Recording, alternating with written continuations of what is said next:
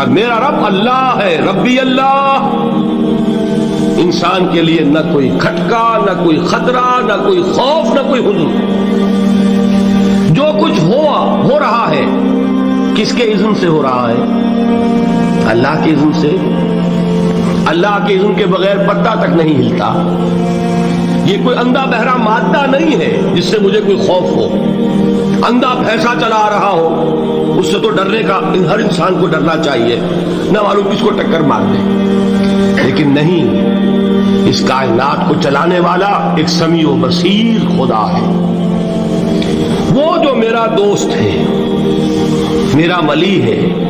اللہ ولی الذین آمنوا یخرجہم من الظلمات الی النور۔ اللہ اہل ایمان کا ولی ہے، ساتھی ہے، پشت پناہ ہے، مددگار ہے، حمایتی ہے۔ بتائیے جسے یقین ہو جائے کہ اللہ میرا مددگار، اللہ میرا محافظ، اللہ میرا پشت پناہ، اللہ میرا حمایتی، اس کے لیے کوئی خوف ہوگا؟ اس سے کوئی ڈر ہوگا؟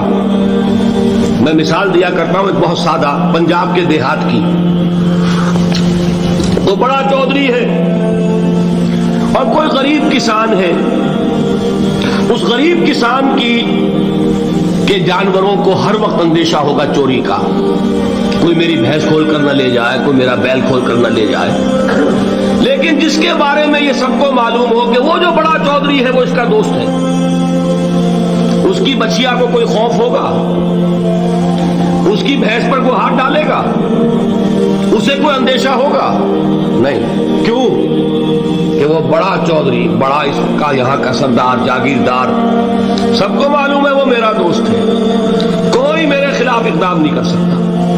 اس دنیا میں یہ چھوٹی سی بات اگر آپ کے دلی اطمینان اور سکون کا باعث بن سکتی ہے تو ذرا تصور کیجئے۔ میں لفظ تصور استعمال کروں گا صرف اس لیے کہ اس کا ہم جس کو کہتے ہیں ادراک اور شعور کر نہیں سکتے، اگر کے ساتھ کر سکتے۔ اگر یقین ہو کہ اللہ میرا مددگار اور یقین ہو کہ اللہ ہر آن میرے ساتھ ہے، پھر کوئی خوف؟ کس کا خوف؟ کوئی شے اللہ سے بالا تر ہے؟ کوئی قوت اس سے زیادہ طاقتور ہے؟ کوئی اس کے ارادے کو بدلنے والا ہے؟ کوئی اس کی مشیت کے آڑے آنے والا ہے؟ یہی بات ہے جو حضور نے فرمائی۔ یہ ایمان کا حاصل ہے لب لباب، کہ دیکھو اچھی طرح اس بات کو ذہن نشین کر لو۔ اگر تمام انسان مل کر تمہیں کوئی نقصان پہنچانا چاہے، نہیں پہنچا سکتے مگر جو کچھ اللہ نے لکھ دیا ہو، اور تمام انسان مل کر تمہیں کوئی نفع پہنچانا چاہے، نہیں پہنچا سکتے مگر وہ شے جو اللہ نے طے کر دی۔ آپ پھر میں کہوں گا ذرا طاری کیجئے، اسے فرض کیجئے، اسے سوچئے۔ اگر اس حدیث پر ہمارا دل ٹھکا ہوا ہو تو کسی سے ڈر ہوگا؟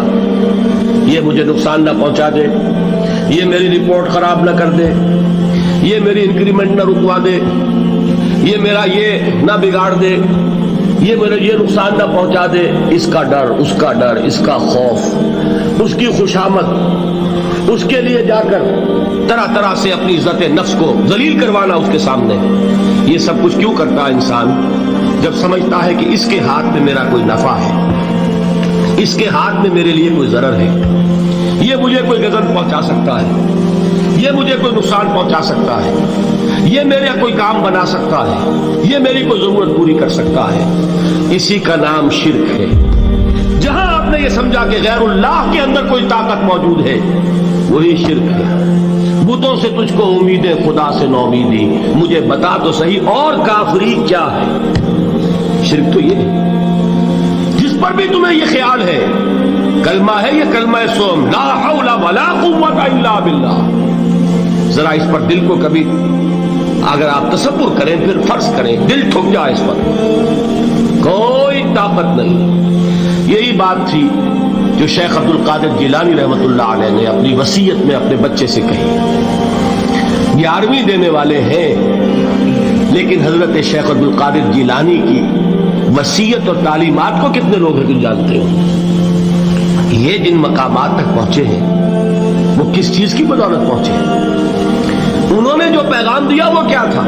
اے میرے بچے، جس طریقے سے قرآن مجید میں حضرت لقمان کی نصیحتیں جو ہے نقل کر دی گئی ہیں، میں یہ عرض کروں گا بالفرض اگر قرآن حضرت عبد القادر جیلانی کے بعد نازل ہوا ہوتا تو شیخ عبد القادر کی یہ نصیحتیں بھی قرآن میں درج ہوتی. اتنی اونچی نصیحتیں ہیں. اے میرے بچے، اس حقیقت کو ذہن نشین کر لے، لا فاعل فی الحقیقت ولا مؤثر الا اللہ.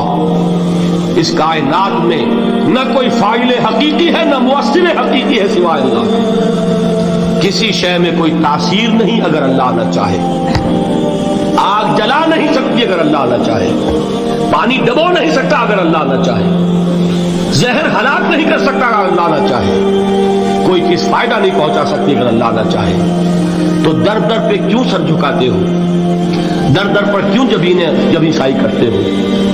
سب کے سامنے کیوں ہاتھ پھیلاتے ہو؟ ایک اللہ سے مانگو، ایک اللہ کے سامنے زمین پر اپنی جبین رکھو. لا فاعل فی الحقیقت ولا مؤثر الا اللہ. نظر آتا ہے ہمیں کہ پانی پیاس بجھا دیتا ہے. پیاس بجھانے کی صلاحیت پانی میں نہیں ہے، اللہ کے اذن سے. کھانا بھوک مٹا دیتا ہے، بھوک مٹانے کی صلاحیت کھانے میں نہیں ہے، اذن رب میں. دیکھیے یہی یقین تھا. حضرت موسیٰ علیہ السلام کا واقعہ یاد کیجئے. سامنے سمندر آ گیا ہے، قوم دیکھتی ہے پیچھے کہ گرد و غبار کا طوفان ہے. معلوم ہوا کہ فرعون اپنے لشکر سمیت آ گیا ہے. لشکر جب چلتا تھا تیز رفتاری کے ساتھ تو گرد و غبار کا جو طوفان اٹھتا تھا اس کا تصور کیجیے. اور لمحہ بلمحہ وہ قریب آ رہا ہے. پوری قوم نے کیا کہا؟ اے موسیٰ انا لمدرکون، اے موسیٰ ہم کو پکڑے گئے. قرآن مجید میں تو یہاں وہ باتیں نہیں لکھی ہے، لیکن تورات میں یہ درج ہے کہ بنی اسرائیل جھگڑنے لگے، دست و گریبان ہو گئے موسیٰ کے ساتھ. موسیٰ نے یہاں مروایا لا کر، اس سے تو ہم وہیں بہتر تھے. وہاں کھانے کو ملتا تھا، زندگی تو تھی، بیگار ہم کر رہے تھے، موت تو نہیں تھی. اب جو کچھ ہوگا اس کا تصور کرو، جس طریقے سے ہمارے ٹکڑے اڑائے جائیں گے. تو لڑ رہے ہیں حضرت موسیٰ علیہ السلام سے. یہ تورات کی تفصیل ہے. قرآن میں صرف اتنا آیا ہے، پریشان ہو کر انہوں نے کہا انا لمدرکون، موسیٰ ہم تو پکڑے گئے. اس وقت موسیٰ کا جواب کیا ہے؟ کلا ان معی ربی سیہدین. نہیں، میرے ساتھ میرا رب ہے، وہ راستہ دے گا. بتائیے کہاں راستہ نظر آ رہا ہے؟ یہ ہے ایمان بالغیب. راستہ نظر نہ آئے تب اللہ پر یقین ایمان ہے.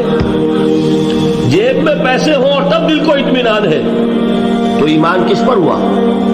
پیسے پر، اللہ پر نہیں. جب وسائل و ذرائع نہ ہو اور پھر یقین ہو کہ اللہ مسبب الاسباب ہے، وہ اسباب کا پابند نہیں ہے، وہ اسباب کا محتاج نہیں ہے، اسباب اس کے محتاج ہے. اگر یہ یقین ہے تو اللہ پر ایمان ہے. یہ نہیں ہے تو تمہارا ایمان اسباب پر ہے، وسائل پر ہے، ذرائع پر ہے، مادیات پر ہے، اللہ پر نہیں. اس وقت کہاں راستہ تھا؟ کوئی راستہ تھا؟ سمندر ہے اور ادھر سے لشکر آ گیا ہے. کلا ان معی ربی سیہدین. اب دیکھیے ایمان کہہ دینا آسان ہے، ہوا معکم اینما کنتم، جہاں کہیں بھی تم ہوتے ہو اللہ تمہارے ساتھ ہوتا ہے. لیکن اس کا یقین قائم ہو جائے تو زمین و آسمان کا فرق واقع ہو جائے.